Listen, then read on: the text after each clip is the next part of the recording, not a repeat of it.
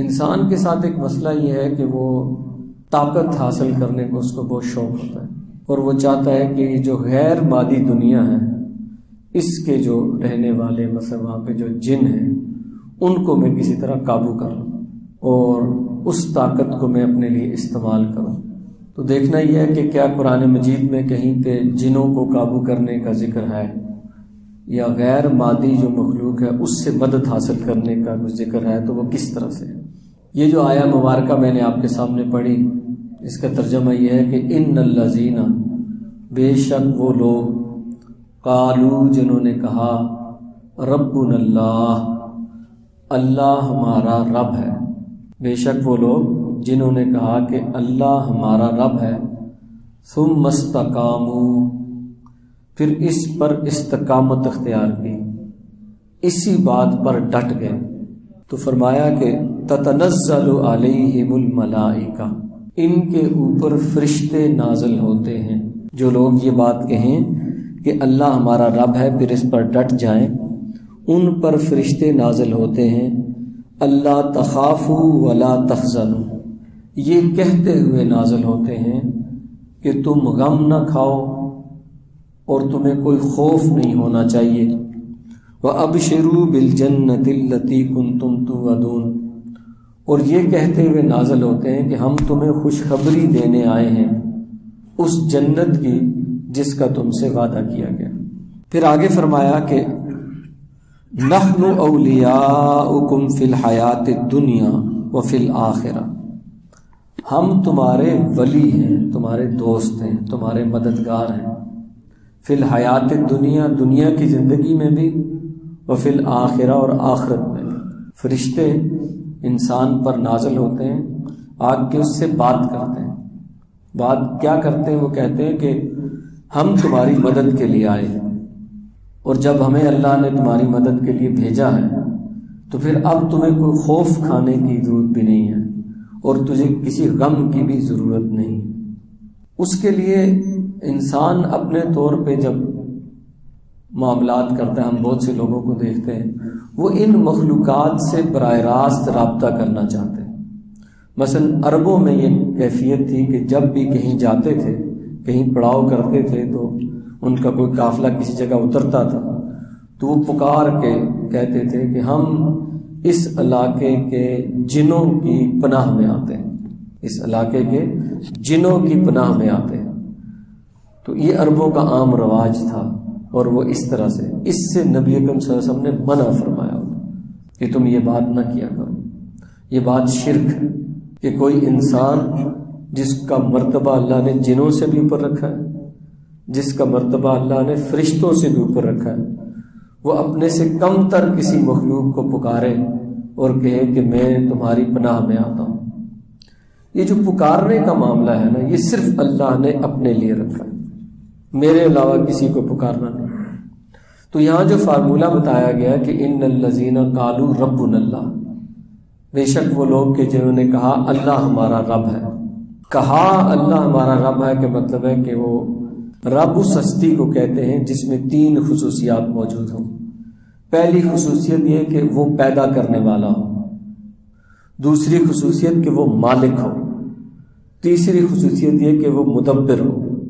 اللہ پیدا کرنے والا ہے، اس میں کفار مکہ کو بھی کوئی اتنا پرابلم نہیں ہوتا تھا، وہ بھی مانتے تھے کہ ہاں اللہ ہی پیدا کرنے والا ہے، لیکن انہوں نے ساتھ ایک عقیدہ یہ گھڑ لیا تھا کہ اللہ نے اپنے اختیارات مختلف دیوی دیوتاؤں کو دے دیے، کسی کو بارش برسانے کا، کسی کو اولاد دینے کا، کسی کو دولت کا اختیار دے دیا ہے، پیدا کرنے والا اللہ ہی، یہ وہ بھی مانتے تھے۔ تو جو بات نہیں مانتے تھے وہ یہ ہے کہ اللہ مالک ہے، وہ کہتے تھے کہ باقی لوگوں میں اس نے اپنے اختیارات تقسیم کر دی۔ جب ہم اللہ کو رب مانتے ہیں تو اللہ کو مالک مانتے ہیں۔ مالک کون ہوتا ہے؟ کہ جس کا تصرف ہے ہمارے اوپر، ہمارے اچھے برے کا وہ اس وقت بھی مالک ہے۔ یہ نہیں کہ پیدا کر کے کہیں سائڈ پہ بیٹھ گیا، یا آج 21ویں صدی میں اللہ کا ہم سے کوئی سروکار نہیں، ابھی بھی وہی مالک ہے۔ ہمارے ساتھ جو کچھ بھی اچھا ہونا ہے وہ اس کے اذن سے ہونا ہے، اور جو کچھ برا ہونا ہے وہ اس کے اذن سے ہونا ہے۔ اور اگر ہم نے کسی اس کو ہستی کو اچھائی کے لیے پکارنا ہے تو وہ بھی اللہ کو پکارنا ہے، کسی مصیبت میں ہے تو وہ بھی اللہ کو پکارنا ہے. یہ تو ہو گیا قالوا ربنا اللہ. اچھا پھر اس میں تیسری چیز اور آتی ہے. لوگ یہ کہتے ہیں کہ ٹھیک ہے اللہ ہی مالک ہے، لیکن اللہ خود آ کے تو نہیں کرے گا نا، کوئی وسیلہ لگائے گا، تو وہ پھر وسیلے کے چکر میں پڑ جاتے ہیں. تو تیسری چیز ہے اللہ مدبر ہے. مدبر وہ ہوتا ہے جو تدبیر کرتا ہے اس چیز نے کس طرح سے ہونا ہے. ایک شخص کو رزق ملنا ہے، کدھر سے ملنا ہے، اس کے گھر کے اندر آٹے کی بوری آئے گی، وہ کہیں سے کمائے گا، کیسے ہوگا، یہ کام بھی اللہ نے اپنے پاس رکھا ہے، یہ بھی کسی کو نہیں دیا. تو انسان ہر جگہ سے نا شرک کے لیے کچھ نہ کچھ مادہ نکال لیتا ہے. اللہ خالق بھی ہے، اس نے پیدا کیا، اللہ مالک بھی ہے. جب اللہ مالک ہے تو ہمیں یہ سمجھنا چاہیے کہ ہمارے اوپر کسی اور کو کوئی اختیار نہیں ہے. اچھا اگر اختیار نہیں ہے تو کسی سے ڈرنا بھی شرک ہے، پتہ ہو، کسی سے خوف کھانا بھی شرک ہے، اور یہ سمجھنا کہ یہ میرا کچھ بگاڑ لے گا، یہ سمجھنا بھی شرک ہے. اس کا مطلب آپ نے اللہ کو مالک نہیں مانا ہو. وہ ایسا مالک ہے کہ اس کی ملکیت میں کوئی شخص تصرف نہیں کر سکتا. یہ کیسے ممکن ہے کہ اللہ کہے، مجھے اللہ کہے کہ میں تیرا مالک ہوں، اور پھر مجھے اللہ کے نہ چاہتے ہوئے کوئی اور شخص نقصان پہنچا دے؟ ایسا نہیں ہو سکتا. پھر یہ ہے کہ مدبر ہونا. اللہ کیسے کرے گا یہ اللہ کا کام. مجھے آپ کو اس میں کوئی پریشان ہونے کی ضرورت نہیں ہے کہ اللہ رزق دے گا تو کیسے دے گا، کیسے کے لیے ہم نہیں، اللہ دے گا. ایک سنت طریقہ ہے کہ اللہ ہی نے ہاتھ بھی دیے ہیں، پاؤں بھی دیے ہیں. سنت طریقے سے حلال رزق کے لیے کوشش کرو. اللہ اس کو بھی دیتا ہے نا جس کے دونوں ہاتھ بھی نہیں ہیں، جس کے دونوں پاؤں بھی نہیں، اس کو دوسرے طریقے سے دیتا ہے. تو اللہ ہی خالق ہے، اللہ ہی مالک ہے، اللہ ہی مدبر ہے. کہا کہ یہ مان لو، لیکن ماننے کے بعد ثم استقاموا، جو اس پر ڈٹ گیا. ڈٹنے کا مسئلہ یہ ہے کہ ہر مخلوق جو ہے، شیطان بھی، ہمارا نفس بھی اور معاشرہ بھی، وہ ہمیں یہ کہتی ہے کہ میں مالک ہوں. شیطان کہتا ہے کہ مجھے مالک مانو، ہمارا نفس کہتا ہے کہ میری بات مانو، معاشرہ کہتا ہے کہ میری بات مانو. اس بات پہ کہ اللہ رب ہے، اس پہ ڈٹنا بہت مشکل ہے. ہم کہتے ہیں نا ساری کہاں اللہ کی مانے، اس معاشرے میں زندہ بھی رہنا. کوئی بیوی کی ماننی پڑے گی، کوئی خاندان والوں کی ماننی پڑے گی، کوئی گاؤں والوں کی ماننی پڑے گی. بس اس کا مطلب ہے اللہ کو رب نہیں مانا. اگر کسی اور کی بھی ماننی ہے اللہ کے ساتھ تو اللہ تعالیٰ کہتے ہیں یہ جو میری مانتے ہو یہ بھی اسی کو دو، میں شریک اپنے ساتھ کسی کو نہیں کرنا چاہتا. میری ماننی ہے تو خالص میری مانو. ہم کہتے ہیں اللہ یہ بہت مشکل کام ہے، یہ 21ویں صدی میں نہیں ہوتا. سب کو ساتھ لے کے چلنا پڑتا ہے. بس سب کو ساتھ لے کے چلے تو پھر چلے. اللہ تعالیٰ کہتا ہے پھر مجھ سے کہے تو مجھے چاہیے وہ جو صرف میری مانے. اب صرف اللہ کی ماننا اتنا مشکل ہے کہ دانتوں تلے پسینہ آتا ہے. نہ تقریبات میں مان سکتے، نہ شادی بیاہ میں مان سکتے، نہ لین دین میں مان سکتے، نہ رہنے میں مان سکتے، نہ تعلق میں مان سکتے. اللہ تعالیٰ فرماتے ہیں سورہ مجادلہ میں شاید کہ حق بات کرو. وہ حق بات خواہ تمہارے باپ دادا کے خلاف پڑے، خواہ تمہارے خاندان والوں کے خلاف پڑے.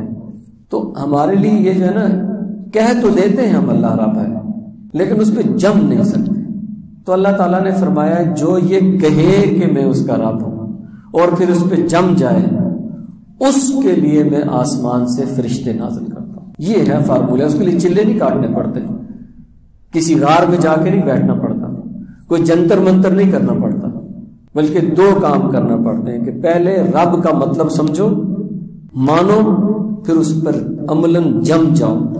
جم کے دیکھو تمہیں پتہ چلے گا کہ واقعی فرشتے تمہاری مدد کو آئیں.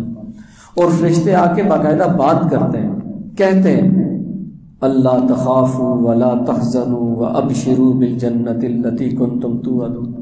آپ کو محسوس ہوگا کہ کوئی فرشتہ میرے ساتھ بات کر رہا ہے، کہہ رہا ہے کہ خوف مت کھاؤ، غم مت کھاؤ، تمہارے لیے تمہارا یہ جو طرز عمل ہے یہ اتنا اچھا ہے کہ ہم تمہیں جنت کی بشارت دینے کے لیے آئے.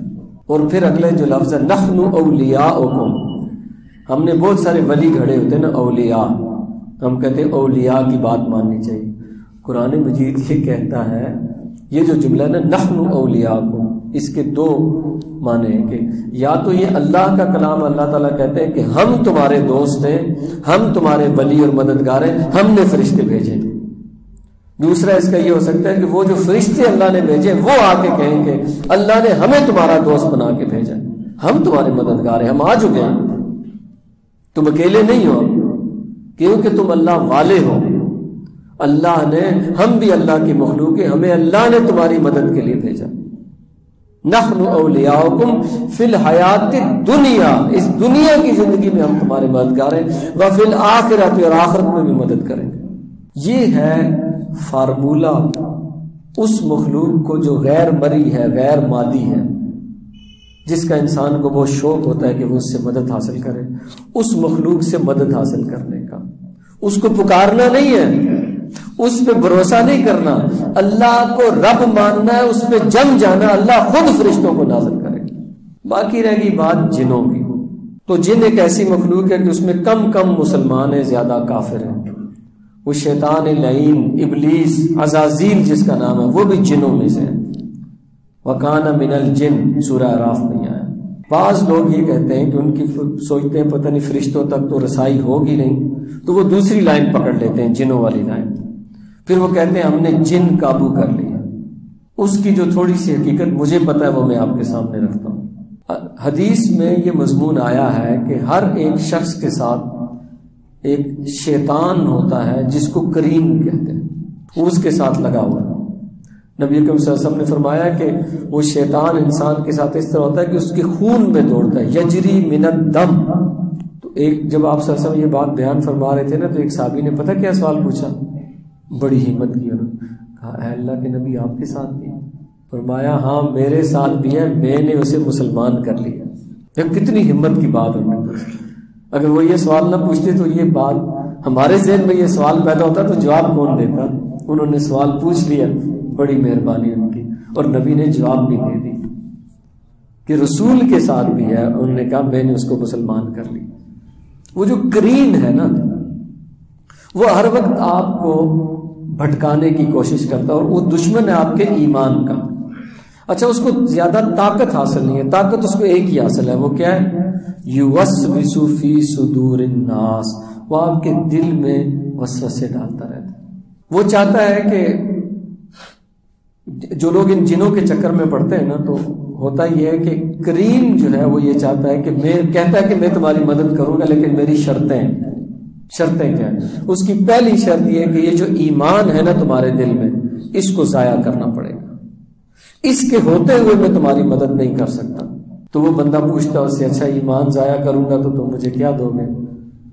میں تمہیں بتا دوں گا یہ جو سامنے بندہ آ کے بیٹھا ہے اس کے کیا حالات ہیں، یہ گھر میں کہاں رہتا ہے، کیا کھایا کیا پیا، تم اس سے بڑے پیسے کما سکتے۔ تو جو اس چکر میں آ جاتا ہے تو کریم سب سے پہلے اس کا ایمان ضائع کرواتا ہے۔ کیسے کرواتا ہے؟ سب سے پہلے اس کو گندا رکھتا ہے۔ پہلا حکم یہ ہوتا ہے نہانا نہیں ہے کوئی، وضو کرنا، غسل کرنا قطعاً نہیں۔ دوسرا حکم یہ ہوتا ہے کہ اپنا فضلہ کھانا ہے، اپنا پیشاب پینا ہے۔ قبرستان میں جانا ہے یا کوئی زندہ بندہ مل جائے اس کو قتل کرنا ہے، اس کی کھوپڑی نکالنی ہے، اس میں شراب پینی ہے، انسانی جانوں کو، انسان کے بچوں کو قتل کرنا ہے۔ جب بندہ اس بات پہ آ جاتا ہے اور اس کے دل سے ایمان نکل جاتا ہے، وہ طہارت چھوڑ دیتا ہے، اب وہ جو کرین ہے نا اس کا، وہ اس سے رابطہ، اس سے بات کرتا ہے، کیونکہ بے ایمان ہو گیا، وہ ایمان ختم ہو گیا۔ اب وہ اس سے بات کرتا ہے اور اسے، جیسے بچوں کو ہم لالی پاپ دیتے ہیں نا، ٹافیاں شافیاں دیتے ہیں، تو اس کو بے ایمان رکھنے کے لیے اس کو ٹافیاں کھلاتا ہے۔ کیا ہر شخص کے ساتھ ہے نا، تو وہ جب وہ پیر بن کے بیٹھتا ہے، جب سامنے والا شخص آتا ہے تو وہ کرین اپنا، اس کا کرین اس کے کرین سے رابطہ کرتا ہے۔ ہمارے ایک دوست تھے، تو یہاں لوہار گلی میں ایک خاتون ہوتی تھی، وہ کہتے ہیں میں اس کے پاس گیا تو اس نے مجھے بتا دیا، میرا نام بھی بتا دیا، میرے دوست کا نام بھی بتا دیا، یہ بھی بتا دیا کہ تم 1 to 5 موٹر سائیکل پہ بیٹھ کے آئے، یہ بھی بتا دیا کہ گھر سے آلو کے پراٹھے کھا کے آئے۔ کہتے ہیں ہم دونوں اس کے سامنے سجدے میں گر گئے، تو بڑی پہنچی ہوئی ہے، یہ تو بڑی پہنچی ہوئی ہے، اس نے تو سارا کچھ بتا دیا۔ وہ کہا اماں جی آپ ہی سب کچھ کریں گے۔ بعد میں اس عورت کو پولیس نے پکڑا۔ وہ پتہ کیا کرتی تھی؟ جب بیٹھتی تھی نیچے قرآن مجید رکھ کے بیٹھتی تھی، نیچے قرآن مجید رکھ کے اس کے اوپر بیٹھتی تھی۔ پولیس نے پکڑ لی اس کو بعد۔ تو وہ کریم جو ہے وہ شیطان جو اس کے ساتھ رابطہ کر کے وہ آپ کو کچھ نہ کچھ چیزیں بتاتے ہیں، اور بس اس سے پھر مینپولیٹ کرتے ہیں، پھر لوگوں سے پیسے لیتے ہیں۔ تو وہ یہ کہتے ہیں کہ ہم نے جنوں کو قابو کر لیا ہے، اصل میں یہ نہیں، اس جن نے اس کو قابو کر لیا۔ وہ جو جن آپ کے ساتھ لگا ہوا ہے، شیطان جو ہے، وہ بندے کو قابو کر لیتا ہے۔ سب سے پہلے اس کا ایمان ضائع کرتا ہے، اس سے گندی حرکتیں کرواتا ہے، اس کو نہانے نہیں دیتا، اس کو بندے قتل کراتا ہے، اس کو کہتا ہے اپنا فضلہ کھاؤ، گندی جگہ پہ رہو، پھر میں تم سے بات کروں گا۔ وہ اس بات کرنے کے لیے اور اگلے کے کچھ حالات معلوم کرنے کے لیے بندہ یہاں تک گر جاتا ہے، یہاں تک چلا جاتا ہے۔ یہ تو وہ جنوں والے ہیں جو اصلی جنوں والے ہیں۔ ایک جنوں والے اور ہوتے ہیں، جیسے ڈبہ پیر ہوتے ہیں نا، نقلی جنوں والے۔ یہ جتنے بھی جنوں کے معاملات کرنے والے، ان میں 90% لوگ جعلی ہوتے ہیں، ان کے کچھ بھی نہیں ہوتا، نہ ان کا کریم سے کوئی رابطہ ہوتا ہے نہ کچھ۔ یہ ویسے ہی اچھی اچھی باتیں کر کے اور کچھ باتیں کرنا انہوں نے سیکھ لیا ہوتا ہے۔ آج کا دور ہے، وہ خاص قسم کی حکومتیں ہمارے یہاں چل رہی ہیں، ہر بندہ پریشان ہے، تو کہتے ہیں آپ پریشان رہتے ہیں۔ وہ کہتا ہاں میں بڑا پریشان رہتا ہوں۔ آپ کے بچوں کا مسئلہ، ہاں جی بہت مسئلہ ہے۔ آپ کے جو ہے وہ جاب کا مسئلہ، ہاں جی بڑا مسئلہ ہے۔ آپ کے رشتہ دار آپ کے دشمن ہیں، بالکل جی میرے دشمن ہیں۔ کس کے رشتہ دار اس کے دشمن نہیں ہوتے؟ تو ایسی بات ہے، وہ ڈبہ ہوتا ہے، وہ بالکل ان کا تو کوئی کام ہی نہیں ہوتا، وہ جیسے باتوں سے پیسے کماتے ہیں، وہ ویسے جن نکالتے ہیں۔